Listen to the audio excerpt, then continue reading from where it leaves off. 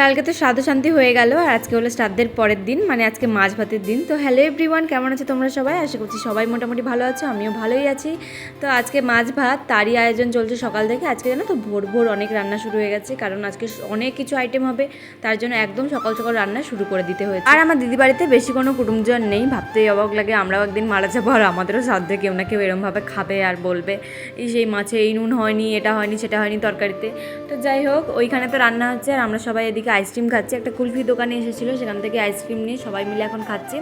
আমি খাচ্ছিলাম, আমার দিদির ছেলে মেয়ে মানে যতজন ছিল সবাই খাচ্ছিল, আর সবাইকে খাইয়েছিল আমার মেজদি। বাড়িতে যতজন ছিল কুটুম টুটুম সবাই মিলে। এখন তো কদিন একদম বিভৎস গরম পড়ছে, টেকাই যাচ্ছে না। তারপরে আমি চলে এলাম এখন গোপীকে খাওয়াতে, কারণ এরপরে আমরা মাছ টাছ খাবো, তাই জন্য ভাবলাম আগে ভাগে গোপীকে খাইয়ে নিই। তো ওকে খাইয়ে আমি খেতে এসেছি। ছিল আলু ভাজা, মাছের মাথা দিয়ে শাকের তরকারি, পটল চিংড়ি, এমনি মাছ। পরে তো আমরা এমনি মাছ 2-3টে করে খেয়েছিলাম। তারপরে দই মিষ্টি এইসব ছিলই। খাওয়া দাওয়া করার পর এখন সবাইকে একটু করে থামস আপ দিয়ে গেল, ওই থামস আপটাই এখন খাচ্ছি। তো তারপর সন্ধ্যে থেকে কী করলাম সেটা পরের পার্টে আসছে।